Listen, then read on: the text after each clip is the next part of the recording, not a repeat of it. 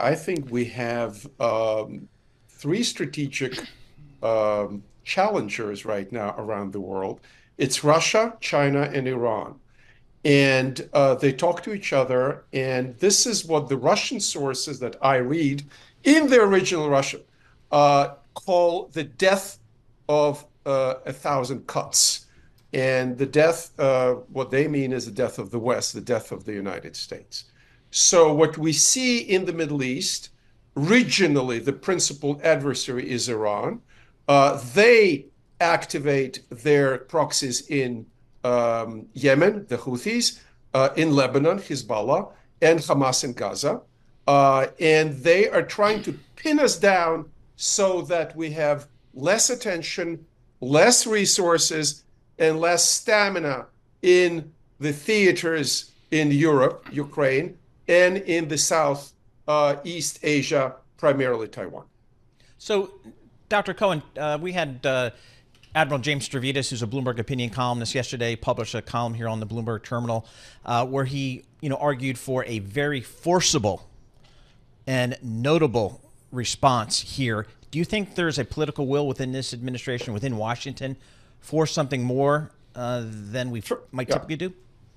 First of all, I admire Admiral Stavridis not because he was the dean of my alma mater, Fletcher School, but because he is a terrific political military leader and a very smart guy. Secondly, I'm totally in agreement that we need to restore our deterrence in the Middle East and around the world. And no place is better than Iran. Why? Because in comparison with Russia and China, Iran is a much, much weaker player. And if you see, the Russians and the Chinese are pretty much holding their population in an iron grip, whereas the Iranians do not manage their protests in Iran, 2009, Green Revolution, Green Movement, and also very recently. And unfortunately, the Obama and the Biden administration did nothing to support the internal Iranian protest. Ariel Cohen, Dr. Cohen, my book of the year is Robert D. Kaplan of Realist International Relations and the Loom of Time, spanning from Morocco over to the Stands. Do we have a realist foreign policy? Do we have something that you or Fareed Zakaria could categorize? Or is it just a make it up as we go? Because I think to a lot of our listeners and viewers, that, and Paul, I think that's what it feels like. We're making it up as we go, or when we're cogent like a Robert D. Kaplan.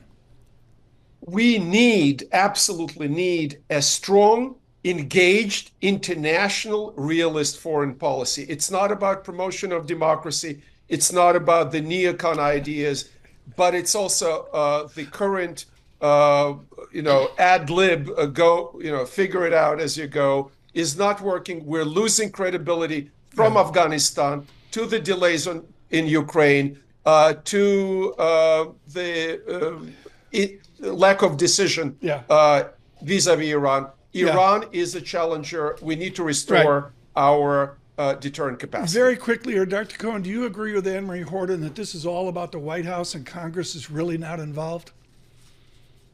I think Congress is marginally involved, and it's worse than just about the White House. It's about politics and the elections. We saw a disastrous decision on LNG, banning future LNG exports. It's bad for America. It's bad for our allies.